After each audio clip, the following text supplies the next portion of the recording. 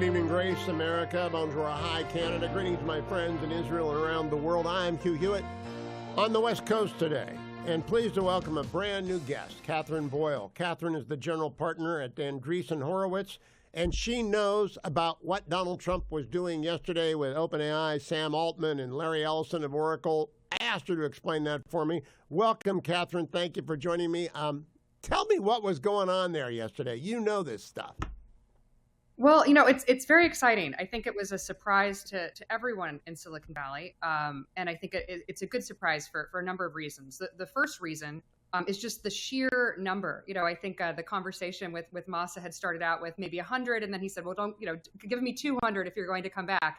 And to come back with that large number, which is an extremely large, aggressive number for anyone who knows about investment over that 4-year time horizon, what I think it says is that people want to invest in America. It is a very strong signal, and they're investing in things that are going to have it's going to have a ricocheting effect all over the country. So yes, it is a partnership with OpenAI. It is focused on AI innovation, but ultimately it's going to have a massive, massive downstream effect on data centers, which are needed in order to power these massive AI algorithms. But then also the other thing that I think a lot of people miss about the reason why AI is so important and how it's going to transform the US economy is the need for energy.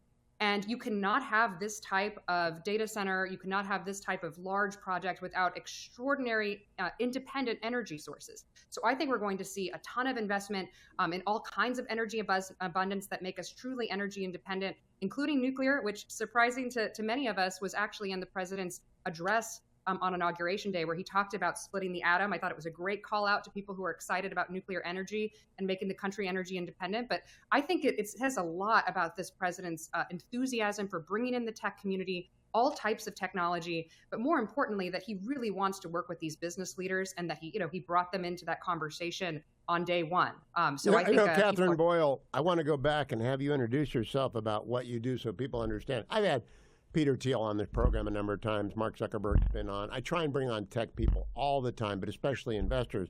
But I want to set the table a little bit in the fall, after the president had won, before anyone knew who was going to get what job. I had a long dinner with Doug Burgum and Mike Waltz. And it was about small modular reactors, about which I know nothing. And now I know a little bit because those two guys know a lot about SMRs. What do you think about SMRs? I think they're incredibly important. So small modular reactors are a type of nuclear reactor. And the most important thing that people can understand about these nuclear reactors is that they are portable. When we talk about small, we're talking about a shipping container. You can put it on the back of a truck. And they're supposed to be portable. And the reason why this is so important, why it's not these massive nuclear reactors that I think we all know and understand power a lot of the energy economy. But the SMRs are important because they can be very important for the Department of Defense. They can be redundant energy sources in many cases. They can go behind to very remote parts of the world. And I think that is something that is incredibly exciting for the DoD, that you can have these self-contained, basically abundant energy sources that can move very quickly, very cheaply, and replace a lot of the logistics challenges that affect the DoD. So, we're investors in a small modular reactor company called Radiant Nuclear. It's spun out of, it's a company that came out of SpaceX, which is a whole other story of how these companies are coming out of the greatest manufacturing companies in America. But they are very focused on the DoD as a customer because it is very important that we solve the logistical challenges for the DoD when it comes to energy and powering these weapon systems that are going to need tremendous amounts of power in the future. So, Katherine Boyle, now let's go back and do what I should have done as a professional broadcaster for 30 years. I should have really introduced you. That's okay. We can and keep Andreesen Horowitz. Would you tell people about Andreesen Horowitz and what you do there? Certainly. So Andreesen Horowitz is an American venture capital firm. We're one of the largest venture capital firms. We were founded in 2009 by Mark Andreesen and Ben Horowitz. And the interesting thing about what I do is I lead the American Dynamism practice, which we define as companies that are actively supporting the national interest and the interest of our allies. It is a very broad category of company, but it's a pretty new practice for Andreesen Horowitz. We founded it about 3 years ago, realizing that a lot of our most important companies like Anduril Industries, Shield AI, SpaceX, these companies that are very focused on working with the Department of Defense, had not been an investable category for many years inside of Silicon Valley. And yet we had these companies that were growing, that were succeeding and working with the Department of Defense. And we had a thesis that the founders of tomorrow that the next 10, 20 years of innovation, particularly coming out of COVID, which is when we started the practice, we're going to be very interested in the problems that are facing the nation. So the things in the physical world, things like aerospace, defense, transportation, the innovation that Washington, D.C. cares about. And of course, this was sort of when we announced the practice, and especially when we called it American Dynamism, you can see the flag behind me. But when we called it American Dynamism, a lot of people in Silicon Valley were very surprised. Silicon Valley didn't talk very much about supporting the American economy, even though it does. And it never really used the word America. It was always sort of focused on software or different types of investable categories. But America was not something that Silicon Valley was really saying out loud.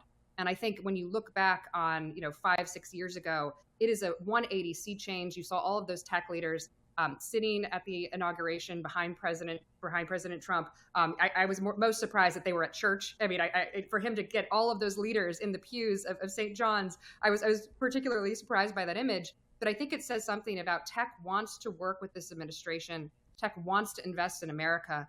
And it is really inspiring and exciting to see that the founders of tomorrow who are building these new innovations, they are the ones who are saying, I want to work on national problems. I want to support the Department of Defense.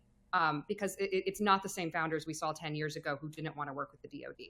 No, I've had Joe Lonsdale on. I haven't had Palmer Luckey on, but you've named a bunch of companies. How does the average person drive around, get involved in the American Dynamism project? I mean, you take in billions of dollars up at your firm. I know how the Valley works. John Denniston was my law school roommate. You don't deal with retail people. How do retail people get in on this? Because American Dynamism sounds great. Yeah. Well. So what I'll say is, we invest in small companies. I like to say, I'm an early stage venture capitalist, and to make that, kind of accessible to people, we call it the napkin phase. So I can give a great story about an investment I did a couple years ago in a satellite company that's selling directly to the DoD. And I drove down to El Segundo, which is, part of LA, but it's sort of an industrial part of LA, and it's really being built up as this sort of innovation hub, particularly focused on defense. But I drove down and there were a couple guys there. One had worked at Palantir. The other one had worked at SpaceX. We were at a Mexican restaurant and they literally sat down and they drew what they wanted to build, which was modular satellite buses. They had a thesis that actually the biggest bottleneck for the US government is not that we can't build satellites, it's that we can't build the thing that powers the satellites, which is the satellite bus. And we need to make thousands and thousands of these buses so that we can put different payloads on for the things that we're doing in low Earth orbit, which we can talk more about. And I said, you know what, you guys are so interesting. You all had they had the right, they had gone, as I like to say, the school of Elon Musk. They had graduated from the University of Elon Musk. They understood manufacturing. They understood production. They had worked at a company like Palantir that understood selling to the DoD. And I wrote them a check. And so that is the earliest stage of venture capital. I think it's a little different than the kind of deals that were talked about yesterday. And in the Oval Office, where we're basically saying $500 billion. These are small checks, but they're checks that can grow into massive companies. And I like to say that every company starts out as a seed stage company with an idea, with a dream, with a group of founders who a lot of people don't believe in. If we go back to some of the companies like SpaceX and Anduril that maybe your listeners are more familiar with because they're much larger, these are companies that were laughed out of the room in Silicon Valley, 10, 20 years ago when they were getting started because of how difficult and how ambitious these visions were. And look at them now. So, Katherine Boyle, how do you encourage your startups to not do their thing in California, but to go to Texas or Florida because the regulatory environment in California is so awful? Well, what's interesting is they're already sort of realizing that in many cases. So I do think El Segundo has become sort of ground zero for a lot of these founders. And part of the reason for that is, of course, that SpaceX is based in Hawthorne. So you have or was based in Hawthorne until they moved to Texas, but they have a lot of people who are still in California who are building there. And so you have this sort of legacy aerospace and defense industry that's really hard to replicate immediately. I do think that Texas and Florida, as you said, are already starting that path. And it's going to be, and when we look back in 10 years, we're going to see a ton of companies being built in those states because of that. I'm in Florida. I'm a Florida believer. But I do think that California still has a leg up on some of these industries because they're historically based there. But who's got the greatest advantage of all is Ohio, because Ohio has water. And you're going to need water for all these things. All the Great Lakes states do, but Ohio's also got a good work environment. Are you starting up anything in Buckeye Land? Well, so it's great that you mentioned Ohio, because one of Anduril Industries, which is an 8-year-old company that has really, I would say, in many ways paved the way for this defense renaissance that we are seeing, founded by Palmer Luckey, as you mentioned. They just announced a 4,000 person facility that is going to be one of their biggest manufacturing plants, Arsenal One in Ohio. They actually looked across the country. It wasn't a given that they were going to build this massive facility in Ohio, but they announced that it's going to be in Columbus. And the reason is there's a lot of manufacturing talent there. Ohio fought to bring the Arsenal One manufacturing site there. So it's a really, really exciting And example the of how- National Football Championship. But most importantly, Katherine Boyle, water and low taxes. Katherine Boyle, General Partner, Andreesen Horowitz, come back. I really enjoyed it. That's a lot we covered in 8 minutes. I appreciate it.